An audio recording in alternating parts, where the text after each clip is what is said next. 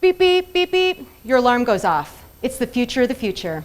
You get out of bed and look out your window and enjoy a beautiful Monet-esque sunrise. And you think to yourself, I am over that loser. I am sick of going to art openings alone. And I am going to celebrate Art Month in style. October is Art Month after all. You see, you are a 20-something female fresh out of art school, or as we call it in the future of the future, school. Currently, we talk about art as though it's something that exists in closed-off spaces that are air-conditioned. But truthfully, it's a part of everything. It's a part of the clothing we wear. It's a part of the shapes, colors, and textures that surround us. In the future of the future, we understand the difference, and we embrace it differently, and we talk about it differently. Join me as we live one day in the life of a futuristic being. I will call this a Redhead's Guide to the Galaxy. Oh, yeah. You decide to go to the local coffee shop to share some of your ideas with your friends. You put on your paint-stained, clay-stained clothing. You can buy your clothing pre-stained in the future of the future, but you like to do it yourself. It's more authentic that way. You head out the door of your live workspace and run down the steps. You trip on the last step and fly through the air. You land in the arms of a passerby. He's about your age. He has a Salvador Dali mustache, a slightly unhealthy glow about him, and the look of somebody who has spent the entire night awake thinking about truth in some form or another. You invite him to join you for coffee, and he agrees. This day is about to get seriously interesting. You head down the sidewalk to the cafe and notice that the pro and anti-Andy Warhol protesters are still outside the Fine Arts Center. You each grab newspapers and head into the coffee shop. You grab your favorite mug while you're waiting in line. Never apologize for your art. Your new guy says to you, hey, did you hear that Colorado is now ranked #1 in its support of the arts? It's hard to believe in the early 2000s it was ranked 45th. You agree that it's good that we learned from our mistakes. Then you try to impress him with your humor. In the past, we told starving artist jokes, but in the future, we tell starving investment banker jokes. What's the difference between a lawyer and a large pizza, you say? I don't know. A large pizza can support a family. The two of you get your drinks and have a seat. You open up your papers and you start looking through everything, and yours is full of information about the upcoming Art Academy Awards, known as the Medici Awards. Oh my God, enough already. I mean, it's all everybody's talking about. Please, there's got to be other things, but I guess it is the event of the year. You look over to see what your friend's reading. He has the art crime section out, which is particularly thick. Forgeries are on the rise. Kids are selling knockoffs in parking lots outside of schools. Things are getting seriously out of control. Then he decides to tell you a joke. What's the difference between an investment banker and a park bench? I don't know, you say. A park bench can support a family. You giggle. You're not typically a giggler, but you really have a good feeling about this guy. Just then the door swings open and a young punk walks in. He's just had that surgery done to look like a figure from a Picasso painting. This is a trend that's going to take some getting used to. Your new guy invites you back to his house, to his studio, to check out his etchings. You've heard this line before and you want to go, but you have to go to the dentist first. So he gives you his information and the two of you go your separate ways. You get to the dentist's office a few minutes early and have a seat, and you enjoy all the locally made original artwork on the walls.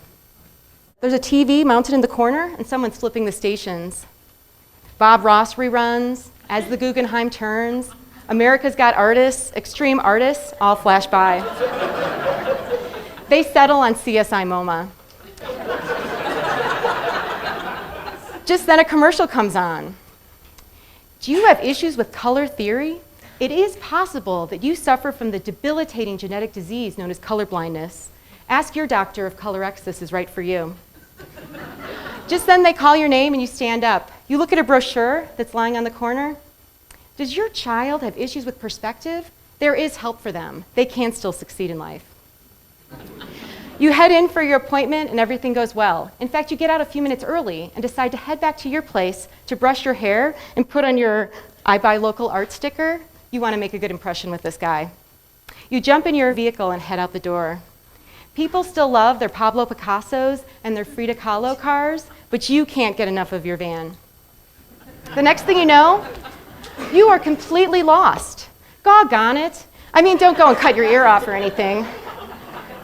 There's a plein air artist on the side of the road, so you pull over and hop out. She's wearing a t-shirt that says, "My parents went to the Louvre and all I got was this lousy t-shirt." You're wearing your shirt that says, "Leonardo happened," so you know she'll help you out. "Sure," she said, "I know those studios. Go up 2 blocks to the public art sculpture, hang a right, drive through the gallery district. When you get to the art museum, hang another left, turn into the Rothko parking garage. You'll know you're in the right space when you see the large Diego Rivera-like mural on the wall." You find it without a problem, get out on the sidewalk, and see your guy waiting for you on the stoop. He introduces you to his dog named Claude, and you notice that he's wearing a Picasso watch now. I think he's trying to impress you too. He shows you up to a space, and you can tell he's tried to clean things up. The two of you sit down and enjoy a fabulous lunch of Campbell's tomato soup. You get a butterfly in your stomach kind of feel, and you know that he has that same look in his eyes. And then you see his etchings, and they are in fact amazing. You do not want this day to end, so the two of you decide to go see a movie. But what to see? Drawing a blank, Rothko and me? Starting from square one, the Mondrian story? Between Rodin and Another Hard Place? It's All O'Keeffe to me? Georgia on my mind? You decide on the Mondrian flick and enjoy its simplicity. Then you decide to go out and get a drink. So you head to the Copper, the cultural office of the Pikes Peak region, and order a Hopper IPA. The two of you sit down and you use your favorite pickup line on him. Which artist were you in a former life? It works every time. The next thing you know, you're having your second beer and you're talking about your favorite art museums. But the night is coming to an end. It is getting late. So he walks you back to your place, and you look up and enjoy a beautiful Van Gogh starry night sky as you reach for his hand. He kisses you goodnight, and you head back to your studio and crawl into bed and think, "May my dreams have nothing to do with the Munch painting," and you drift off to sleep. As you can see, the future of the future is very different, that art is in the forefront and background of our lives. I'd like to share this quote with you by John Adams. "I must study politics and war, that my sons may have liberty to study mathematics and philosophy.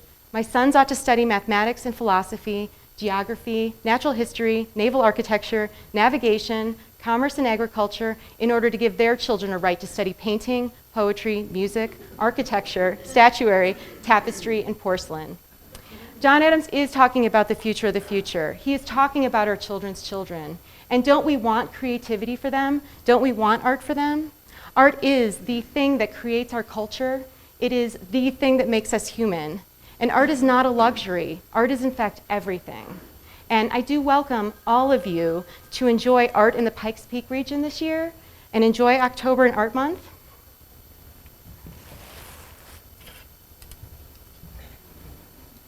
And may the creative force be with all of you.